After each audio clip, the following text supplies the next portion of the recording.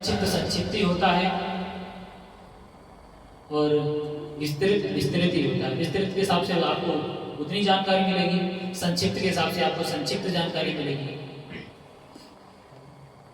तो इसमें श्लोक नंबर 1 हो गया है। संजय बोल रहे हैं पहले श्लोक में, कह रहे हैं कि अर्जुन जो है बोलते बोलते करुणा से व्याप्त, शोक युक्त और आंसू बहाते हुए अपने रथ के आसन पर बैठ जाता है और भगवान से कुछ कहते हैं।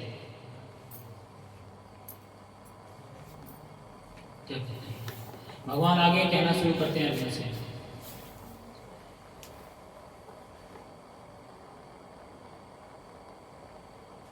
कुतस्त्वाकस्मल इदं विषमे समुपस्थितम् अनार्यं जुष्टम् अस्वर्ग्यम् अकीर्ति कर्म अर्जुन।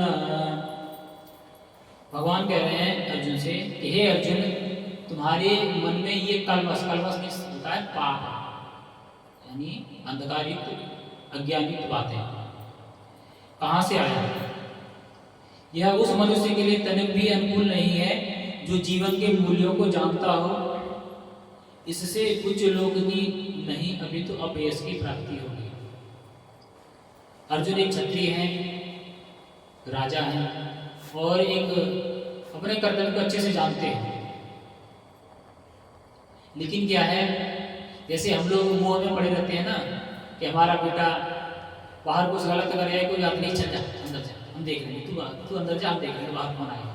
बेटे को अंदर छुपा दिया, भले वो गलत करके आया, सही करके आया है, वो सामने खड़े हो गए, कोई जो कुछ कहा उसका सुन लिया। अगर कुछ लोग भले आदमी होते हैं हाथ जोड़ के कहते हैं ये गलती किया है, कोई बात नहीं, हम समझाते हैं। और कुछ ऐसे होते हैं हमारे बच्चे ने कुछ किया ही नहीं है, कैसे आ गए यहाँ, ऐसा भी होता है। उल्टा झगड़ा करने लगते हैं, झगड़ा करके भगा देते हैं, भागो यहाँ से, हमारा बेटा कुछ भी करके नहीं आया। तो ऐसे ही अर्जुन महाराज जो है ज्ञानी है, गुरु से शिक्षा पाया है, शस्त्र विद्या में निपुण है और अपने कर्तव्य को भी जानते हैं। लेकिन जैसे ही उनके परिवार के लोग जो हैं उनके सम्मुख दिखते हैं कि मुझे इनसे युद्ध करना है, इसमें मेरे पितामह है, ताऊ हैं, मामा हैं, ससुर हैं, बहुत सारे रिश्तेदार हैं, चचेरे भाई हैं आदि आदि, जब उनको देखते हैं तो उनके हृदय में करुणा उमड़ पड़ती है। एक वैष्णव हमेशा दयालु होता है,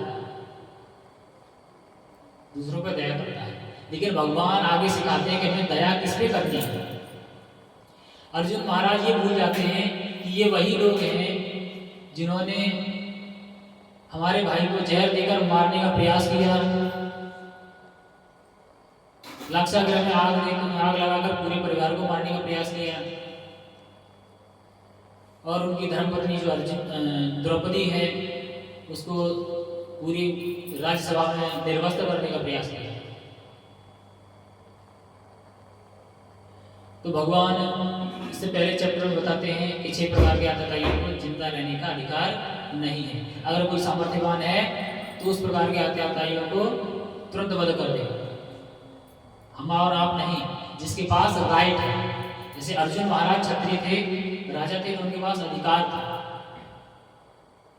प्रजा की रक्षा करना और जो आतताई हैं, दुष्ट हैं, उनका वध करके शांति स्थापित करना।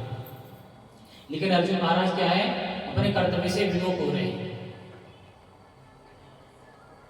और एक क्षत्रिय का कर्तव्य है अगर कोई युद्ध के लिए ललकारे तो उसे युद्ध करना चाहिए, लेकिन अर्जुन महाराज ऐसा नहीं कर रहे हैं। भगवान से कह रहे हैं कि भगवान, मैं अपने सगे संबंधियों को मारकर ऐसे राज्य को पाकर क्या करूंगा, इससे अच्छा तो मैं सन्यासी बन जाता। लेकिन भगवान उनको समझाते हैं।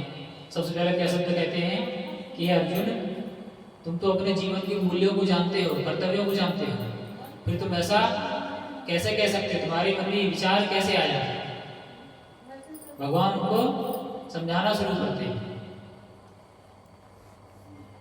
अब यहाँ पे एक बात शुरू होती है कि भगवत गीता किसको पढ़ना चाहिए। कहते हैं तमाम लोगों के मन में ये धारणा रहती है कि हमारा बेटवा भगवद गीता पढ़ेगा तो बाबा बन जाएगा। लेकिन यहाँ अर्जुन गृहस्थ हैं, क्षत्रिय हैं, और वो बाबा बनने के लिए कह रहे हैं। वो क्या कह रहे हैं कि तुम्हारे मन में ऐसा कलमश कैसे आया? कलमश मतलब गलत विचार या पाप युक्त विचार। अगर कोई किसी को पाप करने वाले को नहीं रोकता, उसका विरोध नहीं करता है, तो वो भी उसके पाप में सम्मिलित होता है। इसलिए भगवान उनको इस तरह से संबोधित कर रहे हैं। इसका मतलब क्या निकल के आता है? अगर भगवत गीता से पढ़ने से अगर कोई साधु बन जाता तो भगवान अर्जुन को युद्ध में लगाते ही नहीं। पहली बार में कह देते कि जा बेटा तू तो जा जंगल में जा, तू तो सन्यासी हो गया, जाके तप कर। लेकिन भगवान ने क्या कहा कि तुम्हारे मन में ऐसा दुर्विचार क्यों आया? तुम अपने कर्तव्य से क्यों कैसे हट सकते हो? आगे कहते हैं कि एक क्षत्रिय का कर्तव्य है युद्ध में आकर युद्ध करना। लेकिन भगवत गीता यहाँ तो कहीं नहीं कह रहा है कि बाबा बन जाओ। फिर हम लोग कैसे विचार कर लेते हैं तो भगवत गीता कब पढ़ने से हम बाबा बन जाएंगे? इससे ये साबित होता है कि भगवत गीता जो गृहस्थ हैं, पारिवारिक के संसारी लोग हैं, उनको पढ़ना चाहिए। उनसे क्या है, जो जीवन में जो समस्याएं हैं उनसे निकलने का हमें मार्ग मिलेगा। बाहर बोर्ड पे लिखा भी है कि जो हमारे सवाल हैं उन सवालों का प्रश्न उत्तर पाने के लिए हमें भगवत गीता पढ़ना चाहिए। जो हमारे जीवन में सवाल होते हैं उन सवालों का जवाब हमें भगवत गीता के माध्यम से मिल जाता है। और भगवत गीता के बारे में नहीं कह सकता हूँ, लेकिन भगवत गीता यथारूप आप पढ़ेंगे, उसका श्लोक पढ़ने के बाद में उसका अर्थ पढ़ेंगे, फिर आपने जो प्रभुपाद ने तात्पर्य दिया है उसको पढ़ेंगे, तो निश्चित रूप से मैं बताता हूँ आपके जो भी सवाल है जीवन के, उन सभी सवालों का आपको जवाब अवश्य मिलेगा।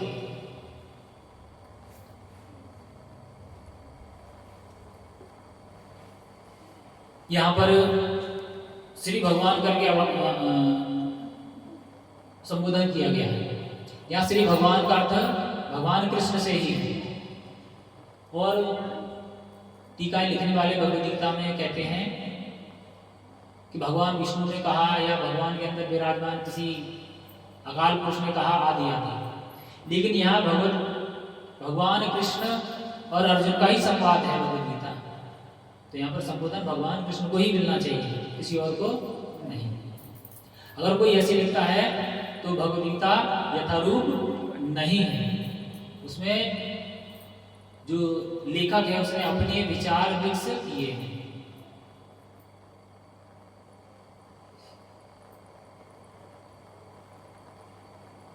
और पूरे भगवद गीता में भगवान कृष्ण को श्री भगवान कह के ही संबोधित किया गया है। और भगवान ही परम सत्य की पराकाष्ठा है। अगर कोई परम सत्य है तो भगवान कृष्ण ही है। बाद बाकी सारी चीजें परिवर्तित होती रहती है।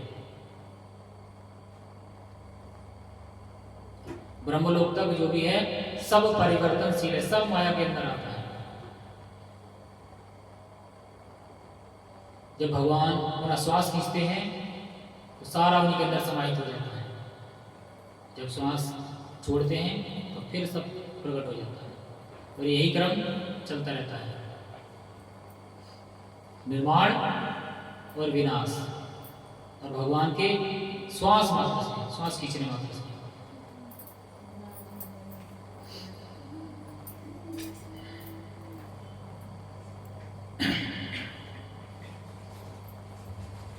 परम सत्य का बोध ज्ञान की 3 अवस्था में होता है। ब्रह्म, जिसको निर्विशेष सर्वव्यापी चेतना कहते हैं। ब्रह्म तो सर्वात्म व्याप्त है, सर्वत्र व्याप्त है। भगवान के एक स्वरूप योगी है कि भगवान हर जगह हर स्थान पर व्याप्त है। उसके बाद में परमात्मा या भगवान का अंतर्यामी स्वरूप जो समस्त जीवों के हृदय में निवास करता है। भगवान कृष्ण कहते हैं अहम हृदय देशे तिष्ठति, मैं सभी के हृदय में निवास करता हूँ। किस रूप में निवास करते हैं भगवान? परमात्मा रूप में सभी जीवों के हृदय में निवास करते हैं। एक के नहीं, सभी के जीव, जितने भी जीव तो हम क्या करते हैं, कोई गलत काम कर रहा कर लो, कौन देख रहा है। लेकिन आपको जब आप गलत काम करने जाते हैं तो आपको ध्यान दीजिएगा, आपको अंतर्मन से एक आवाज आती है कि ये गलत काम, इसको मत करो। लेकिन फिर हम उसकी हमसे नहीं करते हैं और अब हमें जो करना होता है वो करते रहते हैं। तो जो हमारे हृदय में विराजमान है वही हमें सावधान करता है, ये गलत काम इसको नहीं करना है। लेकिन हम क्या करते हैं, उसका अनसुना करके अपने मन की सुनते हैं।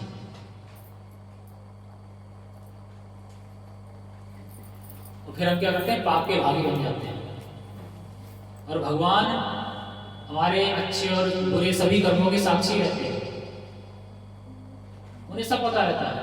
इसलिए तो कहते हैं भगवान सब जगह व्याप्त है, सब जानते हैं भगवान। जितने भी संसार में जीव व्याप्त हैं सबके हृदय में निवास करते हैं। कहते हैं यहां से जाओगे तो तुम्हारी गवाही देनी कौन देगा, भगवान सबकी गवाही देते हैं, स्वयं सबके साक्षी है।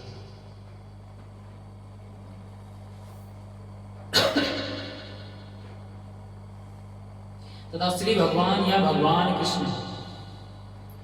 श्रीमद् भागवतम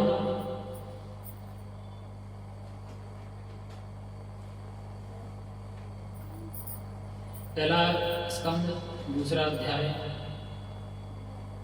और उसमें 11वां श्लोक, वदन्ति तत्त्वविदं तत्त्वम् यज्ञ ज्ञानम अध्ययन ब्रह्मात्मेति परमात्मेति भगवानेति सप्यते। यानी ब्रह्म, परमात्मा, भगवान सभी भगवान के 3 अवस्थाओं के स्वरूप हैं और ये भगवान कृष्ण के लिए ही संबोधित किया जाता है। सीधे कहा जा रहा है कि तीनों शब्द भगवान के लिए ही कहे गए। हमें इनको अलग अलग नहीं मानना चाहिए। और हमारे इस भौतिक जगत में तीनों को मानने वाले उपस्थित हैं। ब्रह्म यानी निराकार ब्रह्म, निराकार ब्रह्म को मानने वाले एक संप्रदाय है जो कहते हैं अल्लाह का कोई स्वरूप नहीं है। वो सब निराकार ब्रह्म को ही पूछते हैं।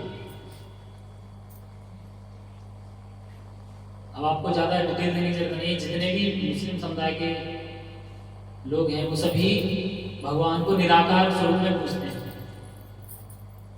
जो अल्लाह को कहते हैं अल्लाह निराकार है, इसका कोई आकार नहीं है, आदि आदि वर्णन किया गया कुरान में इस तरह से।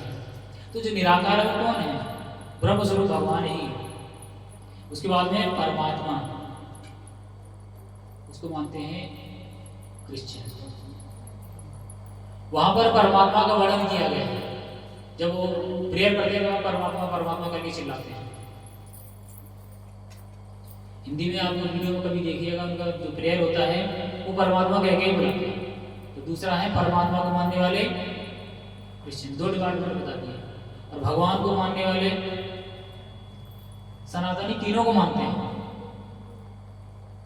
निराकार ब्रह्म को भी मानते हैं, जो ध्यान लगाकर ब्रह्म ज्योति पर ध्यान करते हैं वो निराकार ब्रह्म को मानने वाले हैं। परमात्मा को भी मानने वाले हैं। और जो 4 संप्रदाय हैं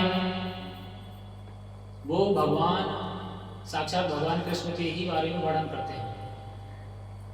उनका नाम लेने का तरीका अलग अलग हो सकता है, लेकिन वो एक ही भगवान की उपासना, भक्ति, कीर्तन आदि आदि करते हैं।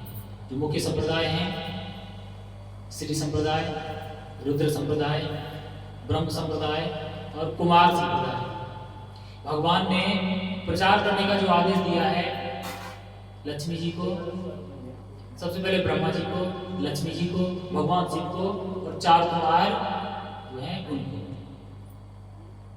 ब्रह्म संप्रदाय जो है वो हमारी परंपरा जो है अब तो अच्छे से विख्यात है इस्कॉन के नाम से।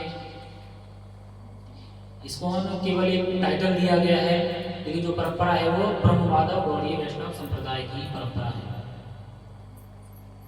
उसके बाद में आता है श्री संप्रदाय। श्री संप्रदाय भी प्रचार कर रहा है। एक विदेश में